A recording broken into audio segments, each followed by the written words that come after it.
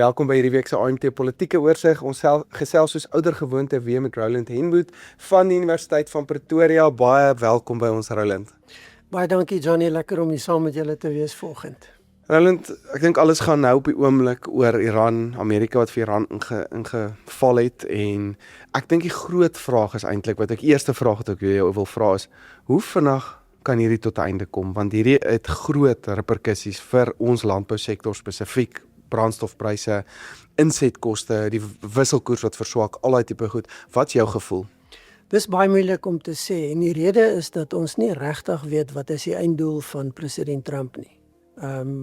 Dit maak dit moeilik om 'n spesifieke tydlyn te gee.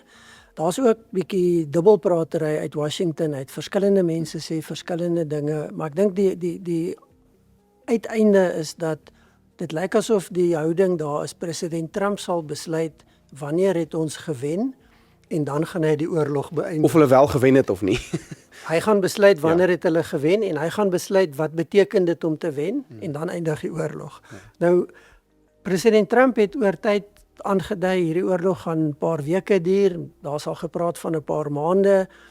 Dan is daar die groot vrees dat hierdie een van daai wat genoem word ewigdurende oorloë word, die never ending wars, waarin die VSA vasgevang het in Afghanistan en Irak.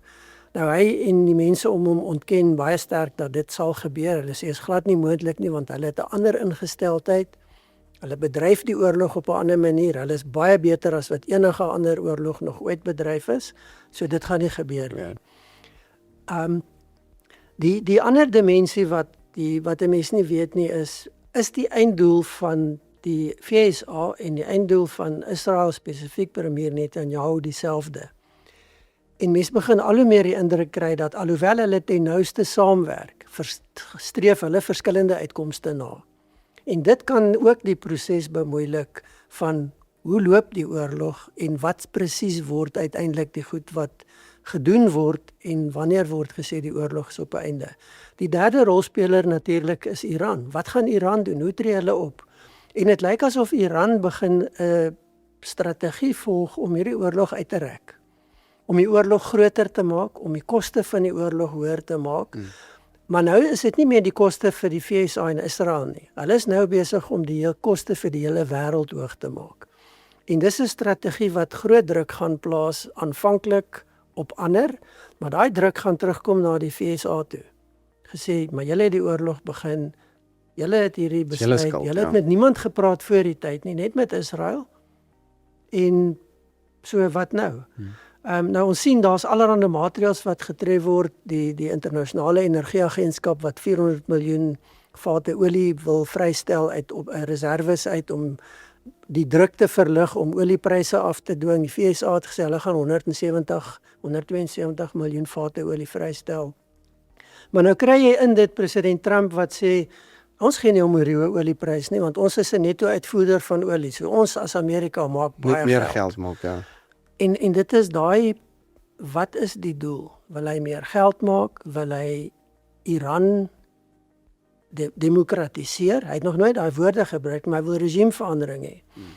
En dis die probleem. Maar hy het eintlik nou terugbeweeg. Die regime is nou erger as wat hy was voorheen. En dis die probleem met hierdie benadering. Jy het nou nog 'n meer hardvochtige regime, alom bekend dat die seun van die Ayatollah wat oorgeneem het, beweeg baie nader aan die revolusionêre wag. Hy het 'n baie sterker invloed in die veiligheidsmagte. En as ons kyk na sy eerste verklaring wat gister uitgereik is, dan is hy nou op pad om te sê, nou gaan ons begin ernstig met mekaar beklei. Ons gaan hierdie oorlog na ons buurstate toe vat, ons gaan aanhou om hulle aan te val, en die straat van Hormuz gaan gesluit bly, niemand gaan daar deurgaan nie. Nou daar was nou 3 aanvalle op skepe, maar daar was al 16 in totaal. Maar 3 aanvalle, nog nie 'n olietankskip wat ernstig beskadig is nie. Maar dit beteken skepe gaan nie in en uit nie. En dit het onmiddellike effek. Baie van die wêreld se gas wat uit Qatar uitkom, gaan nie uit nie. Dit raak China baie direk, maar dit raak die hele Verre Ooste. En ons het gesien die afgelope dae, het regerings begin maatreëls tref.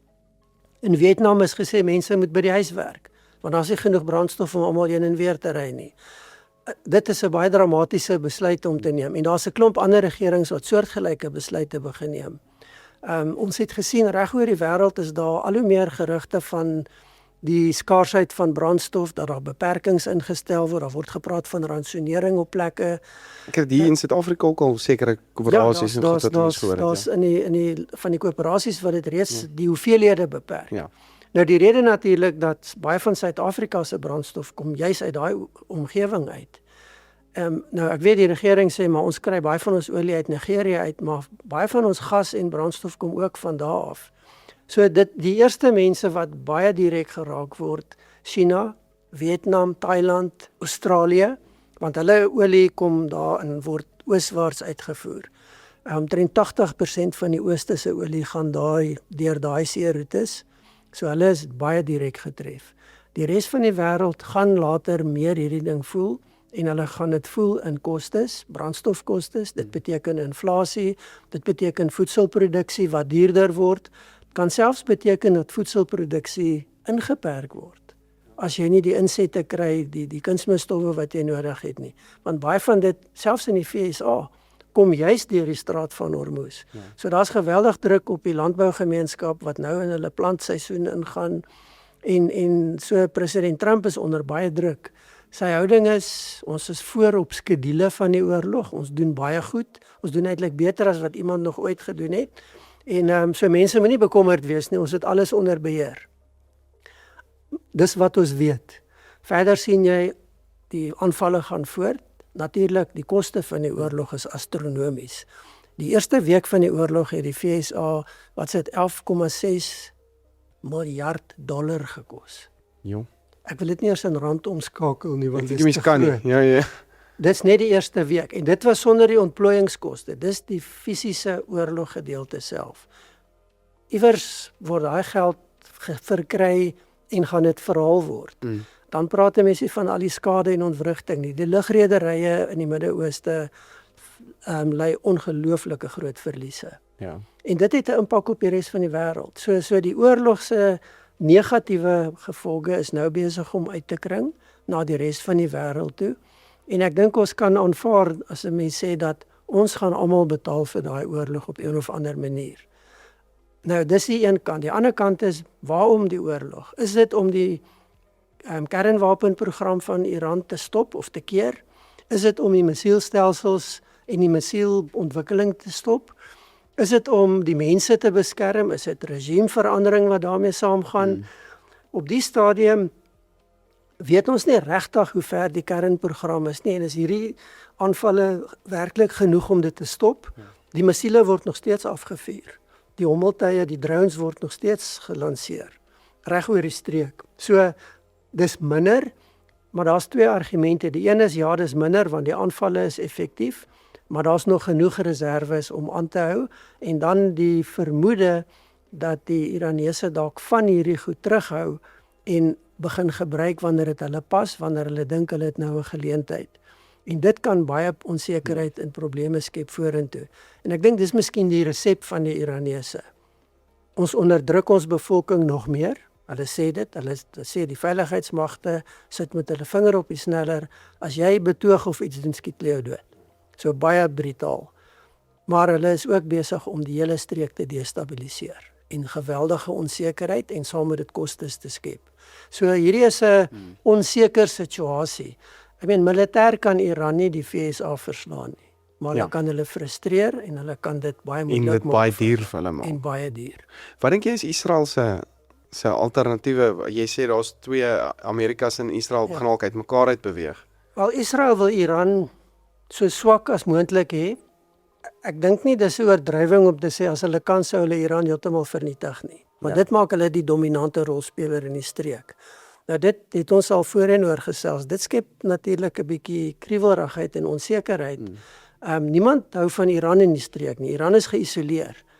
Dit was die dominante rolspeler, maar dit is 'n ondermynende rolspeler as gevolg van die ondersteuning van proxy-magte terreur in die streek. So almal is bly as Iran verswak word, swakker op sy plek gesit word. Maar hulle is ook die een dominante. Maar Israel is nie noodwendig 'n beter opsie vir die res van die Midde-Oosterse streek nie. En ek dink dit is waar jy langtermyn onsekerheid en selfs langtermyn onstabiliteit kan skep. Iewers vorentoe gaan 'n mens moet kyk of Netanyahu en Trump saamstem. En dit gaan kom wanneer Trump sê ek is klaar, ek het die oorlog gewen. Ongeag hoe dit lyk. Hy Hy gaan dit net een oggend aankondig, ja. En dan onttrek die VSA. Ja. En die vraag is wat dan? Dan sit die streek met die gevolge daarvan. En dan kom die ander spanning, die regionale spanning weer na vore. Trump se ondersteuning in Amerika, ek weet jy het ook iets gepraat van die Amerikaners self weet nie hoekom hierdie oorlog gebeur nie. Niemand weet regtig hoekom dit gebeur nie. En Trump se ondersteuning, dit klink asof dit besig is om negatief beïnvloed te word deur hierdie. Kyk, oor tyd het sy ondersteuningsvlakke gedaal en begin dit meer lyk na dit wat ons in vorige termyne van ander presidente gesien het. Hy het baie goed begin, maar dit daal. Die oorlog het verskillende aspekte. Die een is dat al hoe meer mense begin sê, maar hoekom is ons in hierdie oorlog? En wat beteken, wat se voordele het dit Ek dink die wêreld wonder eintlik. Die wêreld wonder, maar die Amerikaners begin nou wonder. En ons moet onthou, een van die sterk verkiesingsargumente van Trump was, hy gaan ophou met hierdie oorlog, want dit is onnodig, dis 'n mors van menselewens. En hy gaan fokus op Amerikaners, lewenskoste, al daai tipe tipe goed. En nou is goed, hy in 'n massiewe oorlog. Ja. En die een deel daarvan wat mense skepties maak, is al hoe meer die argument dat maar hulle het nie in die oorlog ingegaan toe hulle wou nie. Hulle het in die oorlog ingegaan toe Netanyahu met sy aanvalle gaan begin. En besef maar Israel het hulle al ingetrek in die stoel. En dis wat Marco Rubio, die buitelandse sake minister, gesê het. Nou, hy is dadelik gerepedeer, maar daai argument of daai oortuiging is definitief een wat mense beïnvloed. As ons kyk na ondersteuning, dan is daar twee maatstawwe. Die een is jy teen die oorlog of is jy, en ek net dit sê, teen die oorlog, die groot meerderheid van mense dui aan, hulle ondersteun nie die oorlog nie. Republikeine ondersteun dit uit die aard van die saak baie meer as wat demokrate en die res van die bevolking wat nie republikeine is nie dit doen, maar die teken sover omtrent al die opnames, daar's net een opname wat, en die vraag is 'n bietjie anders gevra, wat 'n 50-50 ondersteuning en teenkanting het. Al die ander is oorwegend, selfs van hulle baie sterk teen die oorlog en ondersteun nie wat president Trump besig is om te doen nie. So, en daar is ook mense in die Republikeinse party wat nie gelukkig is nie, want hulle sê, maar ons het hierdie verkiesing geveg om nie dit te doen nie, en nou is ons weer terug in daai situasie. Nou, president Trump se antwoord natuurlik is, ek's 'n beter leier, ek het 'n beter weermag, hulle is beter toegerus as gevolg van wat ek doen, so hulle gaan beter veg en ons gaan vinnig hier uitkom. Dit lyk nie of dit mense oortuig nie. Sjoe, ja, dit is, ek dink dit gaan groot implikasies vir ons hê. Roland, as ons bietjie plaaslik gaan kyk, ek weet die MK het weer 'n nuwe sekretaris-generaal, ek hoor is die 8ste een wat hulle nou al aankondig. Julius Malema het ook vir Trump en met die Amerikaanse ambassadeur, so ek wil bietjie daar dalk begin, en dan kan ons bietjie kyk hoe met Langa kommissie aangaan en al daai goed, so ons moet net so bietjie plaaslik ook kyk hoe ons goedjies ook nou begin uitspeel soos ons in verkiesing toe gaan. Nou, ons plaaslike politiek word natuurlik op die stadium baie sterk beïnvloed ook deur wat in die res van die wêreld gebeur, en daar sit jy met ook die Midde-Ooste. Die interessante is die regering wat so 'n bietjie versigtiger gereageer het, maar nou sien ons die partye, die ANC maak baie sterk uitsprake, die sekretaris-generaal wat sy lojaliteit en die ANC verbind aan Iran, Nomvula Mokonyane wat ook al baie sterk verbind, of die ANC baie sterk verbind tot Iran in bondgenootskap.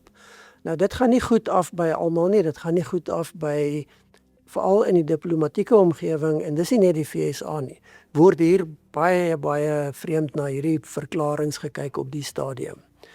Veral in die lig van die besoeke van die president aan Brasilia, waar ons eintlik 'n baie sterker en 'n nouer verhouding behoort te hê. Die uitlatings wat gemaak word weer eens in Indië, ons het al hieroor gepraat. So dit is alles belangrike faktore. Maar nou kry jy, hoe speel hierdie uit in ons politiek meer plaaslik? En natuurlik sentreer dit om die verhoudinge tussen Suid-Afrika en die VSA. Nou, ons het nou, die VSA het 'n ambassadeur in Suid-Afrika, ambassadeur Boesel, wat nou so 'n rukkie terug aangekom het. Hy's nog die aangewese ambassadeur, want alhoewel hy kopieë van sy geloofsbriewe oorhandig, so hy is nou in Suid-Afrika ontvang, maar hy's nog nie amptelik die ambassadeur nie, want hy het dit nog nie aan die president oorhandig nie. Nou daai funksie moet een of ander tyd plaasvind, maar nog voor dit gebeur is hy op die rooi tapuit.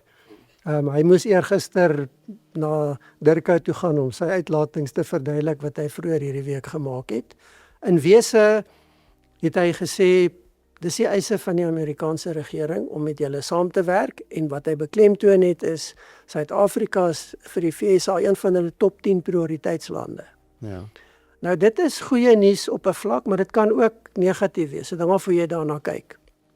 Ek dink wat dit moeilik maak vir die Suid-Afrikaanse regering wat 'n benadering het van die ANC, nie die regering nie. Die ANC spesifiek dat buitelandse beleid is ons domein. En ons doen dit en ons argument is dit is gebaseer op die grondwet en basta met die res van julle. Ja. Nou die president het verlede week 'n baie meer versigtige verklaring uitgereik oor wat gebeur in die Midde-Ooste. Maar nou sien ons ander rolspelers begin nou baie meer sterker standpunte inneem.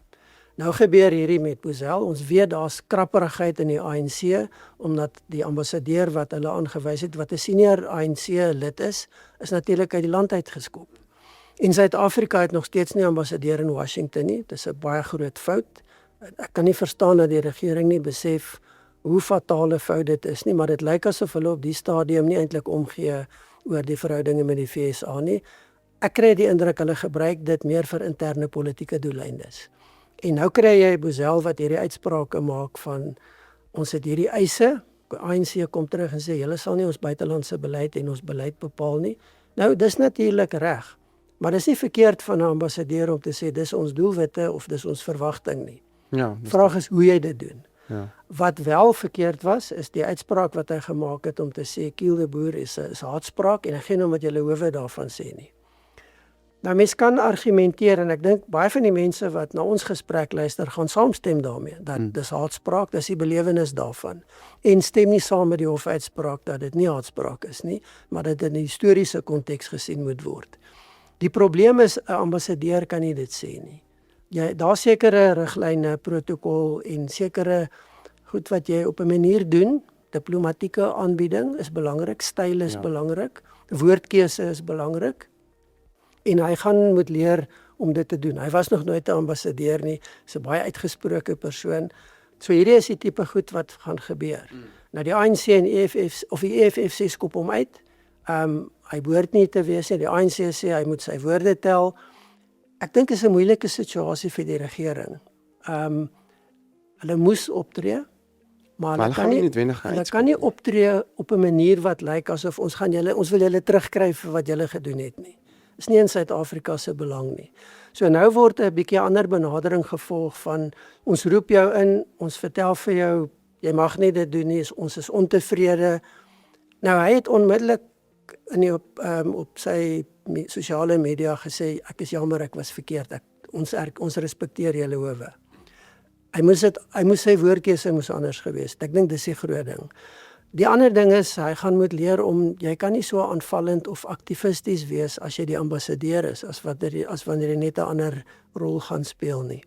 So dit kan nog baie spanning bring, dit kan interessant raak, maar ek dink daar's 'n besef dat daar's ook perke aan wat jy kan doen om 'n ambassadeur in te perk. Dit is maklik vir die EFF om aansprake te maak, is maklik vir alle partye om aansprake te maak, maar die regering moet dit hanteer en wat hy doen kan baie groot reperkusies hê in terme van veral die korttermyn. En as die Iran-oorlog nou tot 'n einde kom of Trump nou sy oorwinning verklaar, kan ons nie dan weer in groter fokus kom veral met hierdie swak verhouding dan? Ons kan in groter fokus kom, ek dink nie ons moet die fout maak om te dink die FSA fokus net op Iran nie.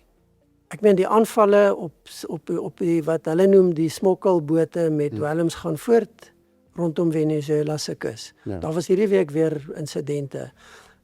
Daar's 'n hele klomp plekke. Ek meen die FSA is groot. Daar's baie mense wat werk, wat in die administrasie is. Hulle gaan voort met hulle take. En 'n ambassadeur soos Boesel in Suid-Afrika is nie sommer net aangestel om 'n pos te vul nie. Hy is die verteenwoordiger van president Trump in Suid-Afrika. En dis legitiem. Dis ambassadeur verteenwoordig die staatshoof of regeringshoof in 'n gasheerstaat. Ja. So sy terugvoer, hy kan met die president praat. So ons moenie dink dat hier word nie nou aandag gegee nie. En hierdie tipe gebeure en uitsprake gaan fyn dopgehou word en dit kan reperkusies hê. So Suid-Afrika moet in sy eie belang, en ek dink dis die punt wat baie mense nie gemaklik mee is nie, selfs ontevrede mee is nog steeds die benadering van die ANC ook in regering dat ons besluit alleen oor buitelandse beleid en ons besluit hoe Suid-Afrika moet posisioneer. Nou daar's altyd elemente daarvan in regering, maar in die konteks van Suid-Afrika, die feit dat jy die ANC as 'n minderheidsparty het in 'n regering van nasionale eenheid, daar word 'n groot koalisie, dan kan jy nie so optree nie. En hierdie kan baie probleme skep vorentoe binne die regering, maar ook in 'n groter konteks vir Suid-Afrika en sy belange en verhoudinge met die VSA. Miskien net 'n laaste punt hieroor. Alhoewel alle regerings nie noodwendig gaan doen wat president Trump doen nie, kyk hulle hoe hierdie hanteer en uitgespeel word, want dit gee vir hulle ook 'n bepaalde persepsie van wat verwag ons van Suid-Afrika, wat kan ons doen en regkry met Suid-Afrika en wat nie. En dit is nie net die VSA wat hierna kyk of net Europa wat hierna kyk nie. Australië kyk hierna, China kyk hierna, Brasilië kyk hierna, Indië kyk hierna, Afrika kyk hierna. En op die stadium is Suid-Afrika onder groot druk, want sy buitelandse beleid en sy optrede in die buitelandse beleidomgewing is besig om skade te doen. Nie oor ander nie, maar oor wat ons self in Suid-Afrika doen en nie doen nie. Ja. Die ANC se leierskap. Ek weet Patrice Motsepe het moontlik wat het lyk of haar skuwe is dat hulle hom dalk in 'n rigting wil of daar wil insit. En dan wil ek sommer by jou hoor die DA se leierskap ook. Hoe speel dit daai aspekte nou uit? Ek dink die belangrike, kom ons gaan kyk eers na die maklike deel, die institusionele. Dis ongelooflik die verskil tussen die ANC se styl en benadering en die van die DA, né? Die DA het 'n nominasieproses. Dis oop. Hulle kondig aan vandag open ons nominasies. En almal wat vir leierskapsposisies belangstel, maak dit bekend. En hulle begin met 'n veldtog. Nou daar's reëls hoe jy die veldtog voer, maar hulle is besig met 'n veldtog. Jordan Hiloos toer in Suid-Afrika, was verlede week in Pretoria, Tshwane streek, hy was in Johannesburg. Hy is nie net die burgemeester van Kaapstad nie, hy is besig met 'n veldtog om verkies te word as leier. Lyk of hy die voorloper is, weet nie of daar enige ernstige teenstand teen hom gaan wees nie. Maar dis 'n oop proses. Ja. Die ANC sit met, ons begin nie met 'n proses nie, alhoewel ons weet die adjunkpresident Mashatile is al amper 2 jaar besig met 'n verkiesingsveld. Ja. En hy doen dit met staatsmiddele. Reg deur die land waar hy besig is om toesprake te maak, is dit deel van wat hy doen. Maar die benadering is, jy mag nie veldtog voer nie, jy mag nie jou bekend maak nie. Daar's baie wantroue oor die sekretaris-generaal, want daar word al hoe meer gesê, maar hy manipuleer die reëls en die prosesse om sy eie kandidatuur te pas. En dan saam met dit sit jy met die toenemende verval van die ANC self. En hulle ondersteuningsbasis. Die ondersteuningsbasis krimp as gevolg van die leierskapsprobleme, as gevolg van swak regering, en dan die verval wat jy binne die ANC sien, wat al hoe meer direk inspeel op regering. Die manier hoe hulle optree en hulle koalisievennote vervreem. Ons het nou gesien die EFF begin om onttrek. Hierdie eergister het Johannesburg hulle aansuiweringsbegroting moes doen. Hulle kon nie die begroting goedkeur nie, want hulle kon nie 'n meerderheidsstemme kry nie. Hulle belangrikste 2 koalisievennote, Action Suid-Afrika en die EFF, het nie gestem nie. Trouwens, die EFF het teengestem en Action Suid-Afrika het buite stemming gebly. Nou, dit het belangrike implikasies, want dit beteken daar's nie 'n aansuiweringsbegroting nie. Tegnies beteken dit dat die Johannesburgse Raad eintlik nou onder administrasie geplaas gaan word. Nou dit is 'n paar maande voor die volgende verkiesing en dit in 'n tyd wat die Raad eintlik, as ons terugkyk, nou baie geld moet spandeer om dienste te lewer sodat hulle goed lyk net voor die verkiesing. Ja. Hulle kry dit eenvoudig nie reg nie. Ek dink as ons ook kyk in Ekurhuleni, hoe die koalisie daar uitmekaar gespat het omdat die burgemeester eensydig veranderinge gemaak het. Hy's in hofsaake gewikkel oor beweringe teen hom en die pers wat hy probeer stop om goed te publiseer. Dit lyk nie goed nie. En wat dit erger maak is mense wat daar bly, het nie water nie, hulle het nie elektrisiteit nie, hulle kry nie dienste nie. En nou sien hulle hierdie goed gebeur en ons is verby die tyd waar mense daarna kyk in 'n historiese konteks alleen. Ja. Hulle wil nou 'n bietjie mense soek iets en hulle begin sê, maar ons eie leiers laat ons in die steek. Ja. Jy begin al hoe meer mense hoor wat sê, maar ons eie leiers kan nie die job doen nie. Daar's mense wat, en die DA weet ek gebruik het nou baie in hulle veldtogte, wat hulle onderhou met mense sê, maar ons gaan nou maar die DA moet 'n kans gee, want die ander mense kan dit nie doen nie. Nou, al die partye het sulke goed wat hulle gebruik, maar die boodskap wat 'n mens kry is, die ANC is onder geweldige druk, en dit lyk net asof hulle in terme van vermoë om te regeer en hulle leierskap, veral in die provinsies soos Gauteng en die Oos-Kaap, kan net eenvoudig nie dinge bymekaar maak en dit beter laat werk nie. Is dit nie dalk 'n strategie van die ander partye om hulle reeds nou hulle hande af te kap, die ANC, laat hulle nie hierdie dienste kan gee nie, laat hulle nog swakker lyk, en as hulle nou steun verloor, as hulle nou wel dit nou gebeur, waartoe gaan hierdie steun dan gaan? Van die ANC, gaan dit nou die heel links is, heel regs is, gaan nou na EFF toe en DA toe, waartoe dink jy gaan die? Ek dink nie dis 'n strategie van die partye nie, want dis vir die ander partye wat deel van hierdie koalisies was. Hoekom hulle deel geword het, is juis om te kan wys hoe goed hulle kan presteer in regering. Een van die swakpunte van die EFF was nog altyd, maar julle is in oppositie, maar ons weet nie of julle kan regeer nie. En toe het hulle na die vorige verkiesing besluit, hulle gaan deel word van koalisies, wat hulle nooit voorheen gedoen het nie, want hulle wil wys, hulle kan goed regeer. Nou word hulle gemanipuleer, uitgeskuif uit portefeuilles, ook weens wanprestasie, maar hulle word nie gekonsulteer nie, of hulle word mindere poste aangebied, nou onttrek hulle. So die onttrekking is in eie belang, maar die party wat die swaarste getref word daardeur is die ANC. En so twee vleie met een klap. Ja, en uiteindelik laat dit die ANC swak lyk of meer onder druk kom, maar dis omdat die ANC dit self veroorsaak. Ja. En dit is daai leierskapsonvermoë wat ek na verwys. As ons kyk na die Gautengse premier, hy het 'n groot deel van sy politieke toekoms eintlik op die spel geplaas deur hom ten nouste te verbind tot plaaslike regering, veral in Johannesburg. En daar gebeur net niks. Nou sit hy nog met al hoe meer beweringe van korrupsie in die provinsiale regering, en daar's al hoe meer bewyse dat hy korrupte mense beskerm, nie optree teen hulle nie. Nou daai boodskap begin nou baie wyd loop. Wat gaan die uitkoms daarvan wees? Ons sien fragmentering in die ANC. Die SHKP wat sê hulle gaan op hulle eie aan verkiesing deelneem, maar nou begin die SHKP en die EFF met mekaar praat. Hulle wil nou linkse politieke groeperinge saambring om te praat oor die toekoms. Nou dit kan dalk op niks uitloop, maar dit kan dalk 'n nuwe formasie wees wat aan die linkerkant ontwikkel. Die vraag is, kan dit werk? En dan gaan dit werk. Dit is twee verskillende vrae. Ja, en of hulle kan saamwerk. Dis kan dit werk. Die ander ding is, gaan dit die kiesers oortuig? En ek dink dit is die vraag wat ons kan spekuleer op die stadium. Ons het lanklaas goeie meningsopnames gehad wat uitkom. Daar sal seker binnekort weer aanduidings wees. Op die stadium lyk dit of meer en meer mense so ontnigter raak dat hulle waarskynlik minder gaan deelneem. Die vraag is, gaan hulle net onttrek, soos wat ons gesien het in die vorige twee verkiesings, of gaan hulle stem vir ander partye? En daai vraag kan ons nog nie antwoord nie. Van hulle sal dalk stem, maar baie van hulle gaan ook net sê, maar dis hopeloos, ons gaan nie meer iets doen nie. En dan is die vraag, wat is die langtermyn gevolg? Nou dit beïnvloed natuurlik legitimiteit van regering. Dit kan stabiliteitsimplikasies hê of onstabiliteit, maar dit kan oor die langer termyn ook beteken dat mense sê, okay, ek het nie teen jou gestem nie, maar nou kry ek iemand wat iets vir my doen, ek gaan nou vir hulle stem. Dis nie alles of niks benadering nie, dis 'n baie vloeibare situasie.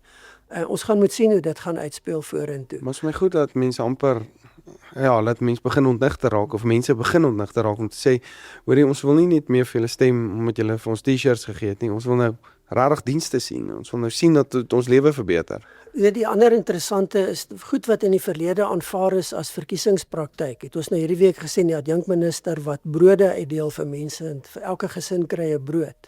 Was 'n geweldige teenreaksie daarteen, wat sê dis 'n belediging, wie's jy om te dink jy kan ons stemme koop met 'n stuk droë brood, daai tipe van reaksie. Dit was so erg dat die sekretaris-generaal en die ANC leierskap 'n opdrag gegee, dit moet gestop word, dit mag nie gebeur nie, en hulle gaan dissiplinêr optree teen die adjunkminister, want wat sy doen is absoluut verregaande. Nou dit wys vir jou die sensitiwiteite, maar ook dat die persepsies en wat aanvaarbaar is begin verander. Ja. Jessie, dis interessant hoe hierdie nou gaan uitspeel na waartoe dink jy gaan die ANC, waar gaan hulle staan aan die einde van die jaar as jy nou jou kop op 'n blok moet sit amper? Dis moeilik om te sê omdat dit plaaslike regering is. So daar's nie ek dink dis nie 'n enkele syfer nie. Jy gaan kyk na verskillende plekke. Ek dink laat ek dit eerder so antwoord. Wat is die belangrike goed om dop te hou? Eerstens, wat is die makropatroon, die tendense wat ons sien? Verdere agteruitgang vir die ANC. Die tweede tendens is, waar is hierdie agteruitgang? En hoekom dit belangrik is, dis belangrik vir die volgende nasionale verkiesing. Want as die ANC in die stedelike gebiede nog swakker word, dan word die party werklik 'n plattelandse party, maar met ons hoë verstedelingskoerse beteken dit die toekoms vir die ANC lyk nie goed nie. Ja. So dis die tendense. Die ander aspek is, waar gaan die stemme heen? As mense nie stem nie, is dit nie goed nie. Stem hulle vir oppositiepartye, die wat stem, vir watter partye stem hulle? Ek gaan net noem byvoorbeeld, wie gaan goed doen in Soweto, die ANC of Action Suid-Afrika? Daar's al hoe meer verwagtinge dat Herman Mashaba en Action Suid-Afrika nogal kan beter doen in Soweto. In die vorige verkiesing het Action Suid-Afrika baie stemme in die wit kiesafdelings gekry van ou Johannesburg. Die vraag is of hy dit weer gaan regkry en dit lyk op die stadium nie noodwendig so nie. So daar gaan veranderinge kom in magsverhoudinge. Gaan die DA so sterk bly in die Wes-Kaap, gaan die PA hom seermaak. Gaan hy dalk gedwing word om koalisies te sluit om in die regering te bly in plekke soos Kaapstad. Ja. Wat gaan gebeur in die... Want dit lyk of die PA dalk bietjie sterker raak. Hulle doen goed daar, sover. Wat gaan gebeur in Tshwane? Wie gaan die oorhand kry, die ANC of die DA, want dis die twee groot rolspelers.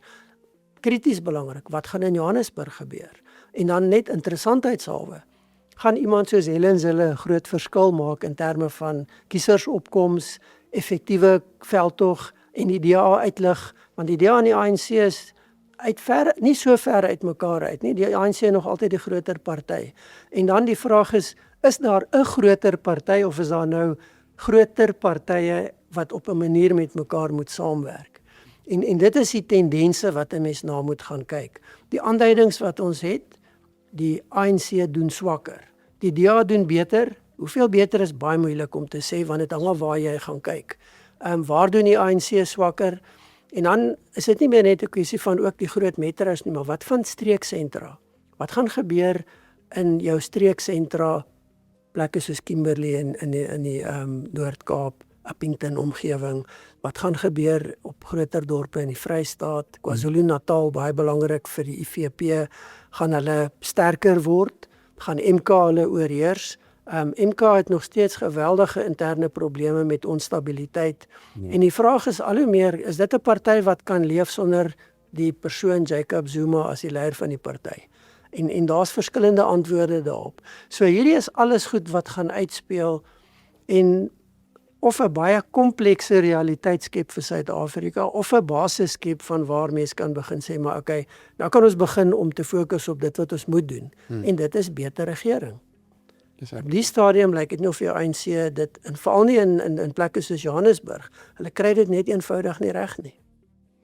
Ja, ons hoop regtig ons kan iewers net dat is beter dienslewering, watersanitasie is natuurlik ongelooflik belangrik. Die verval van hierdie infrastruktuur wat net beter bestuur moet word en korrupsie natuurlik. Wat baie moet uitkom. So ek weet hulle het gepraat van die Mlanga kommissie, gepraat van korrupsie. Daar resultate gaan nie, of die bevindinge gaan nie direk vrygestel word nie. Ja, vertel ek gou vir ons. Goed, die aanvanklike manier wat dit gekommunikeer is, die president gaan nie die bevindinge vrystel nie. Nou, dit dis wat ek gehoor het. Mense omgekrap, maar ek dink dit was bietjie wanpersepsie van wat gesê is. Die president se antwoord was, hy gaan nie enige voorlopige bevindinge vrystel nie, dit word teruggehou. Aan die einde van die proses sal alles bekend gestel word. Intussen belangrik gaan die ondersoeke voort. En ek dink belangrik om hier te noem is dat advokaat Mothibi van die Nasionale Vervolgingsgesag het gister nog 'n klompie baie interessante en belangrike aankondigings gemaak. Hy het verslag gedoen oor waar trek hy is nou nie in die pos. aangedui dat daar volskaals gewerk word aan ondersoeke, dat sekere aanklagtaal gebring word, dat hulle op 'n ander manier kyk. Hulle begin met aanklaergeleide ondersoeke. Nou dit is goed wat in die verlede baie effektief was, maar wat in die Zuma-tyd gestop is, omdat dit soveel effektiewe ondersoeke na korrupsie gebring het, en hy was natuurlik in die spervuur. En daai manier van doen, lyk dit vir my, kom terug. So dis goeie nuus. Daarmee saam het hy ook gesê dat die samewerking en doelwitstelling tussen die vervolgingsgesag en die polisieleierskap is uitgeklaar. Hulle werk in dieselfde rigting, hulle gaan op dieselfde manier werk en mekaar ondersteun. Ook baie belangrik. Want as ons kyk na wat by die Madlanga-kommissie uitkom, ek meen ons praat nou al 'n hele ruk in Suid-Afrika, baie mense daaroor dat dit is skokkend, dit maak 'n mens bekommerd, en dis geen wonder die misdaad in die land is nie onder beheer nie, want as jy kyk na die swak leierskap, die eie belang, misdadigers, ja, en die eie belang wat nagestreef word, die noue verwantskappe met bekende misdaadleiers, waarskynlik syndikaate dan. So die Madlanga-kommissie, dink ek meen die Zondo-kommissie was baie groter, het op groot goed gekyk, maar die Madlanga-kommissie kyk baie skerper na die wese van wat fout is in Suid-Afrika, en dis eintlik wat ons daaruit leer. Die wese van wat fout is in regering, want wat daar gebeur, kan jy op enige ander plek omtrent gaan repliseer. En as daar nie dramatiese ingrype kom nie, gaan ons nie hierdie probleme keer nie. Trouwens, dit gaan Suid-Afrika totaal verswelg. So belangrike ontwikkelinge. Gaan na dramatiese ingrype kom. Die president het in sy toespraak waar hy gesê het, hulle gaan nie nou enige voorlopige bevindinge bekend maak nie, gesê niemand gaan beskerm word nie en niemand gaan uitgesonder word nie, almal gaan oor dieselfde kam geskeer word. Dit moet ek sê, die Madlanga-kommissie sover skep 'n indruk van effektiewe ondersoek, effektiewe hantering. Die kommissarisse wat daar optree is deeglik voorberei, hulle ondervraging is baie skerp, en hulle het al meer as een van die senior polisieleiers totaal laat in duie stort, en ook die mense wat om hulle geïmpliseer word. So dit lyk na 'n beter, meer effektiewe proses as wat ons tot dusver. En as dalk aan bevindinge uitkom, gaan hulle geforseer word om iets te doen. Wel, die ding is, dit het ons gesien dat sekere van hierdie goed, as die regering nie optree nie, kan derde partye dit gebruik om op te tree. Die interessante is dat Mothibi by die vervolgingsgesag hom baie duidelik verbind het en gesê het, ons is reeds besig met ondersoeke. En soos wat die getuienis bekend word, begin ons met verdere ondersoeke. Ja, nou, goeie nuus, ja. Of dit so werk en hoe dit werk, dit kan ons natuurlik nie vooruitloop nie, maar dit is ek dink dis 'n ander manier van doen as wat ons gewoond geraak het. Ja, dis goeie nuus dat ten minste ons hou duim vas dat daar ten minste 'n paar mense dan nou hoe kan ek sê bietjie geondersoek word ten minste. Miskien net 'n opmerking, want dit het nou in die koerante en so, maar daar is darm al een van die senior mense wat met die Zondo-kommissie se ondersoeke na staatskaping wat vir 7 jaar tronk toe gestuur is. 'n Parlementslid, senior ANC lid. So dis die eerste so 'n persoon. Dis nie die heel senior leiers nie, maar dit wys daar is darm nou, lyk dit vir my, beweging. Dis nou een persoon. Mens weet nie hoeveel ander gaan volg nie, maar daar is daarom nou al, ek meen baie keer sê mense, waar is die skuldigbevinding? Hier's nou 'n skuldigbevinding met ernstige gevolge alreeds. Ons hoop regtig dit kan meer wees en dat die mense wat dan verkeerd gedoen het of baie korrupsie, laat hierdie goed net so 'n bietjie kan begin hokslaan. Mense net 2 keer dink, want ek dink nou hulle kan doen basically wat hulle wil, en dit is ek dink dis die probleem. Plaaslike munisipale vlak is dalk 'n groot bekommernis waar dit nou tans is. Dis hoekom dienslewering lyk soos dit lyk. Want daar's mense wat nie daar hoort nie, en daar's praktyke wat glad nie daar hoort nie. En dis reg deur Suid-Afrika. So hierdie is waarskynlik die enigste manier hoe dit gestop gaan word, is as mense kan begin sien, ek gaan nie wegkom nie, want tot dusver was die houding so wat. Niks gaan met my gebeur nie. Ja, ons hoop regtig dat iets kan gebeur. Baie dankie, Roland, dit was baie insiggewend, soos gewoonlik gewees. Ja, ons skakel volgende week in en gesels ons verder oor die nuutste nuus. Ek is seker daar gaan baie nuwe goed uit die rand uitkom, plaaslik kom, so ja, baie dankie vir jou tyd vandag. Dankie Johnny, dit is lekker gewees. Dankie.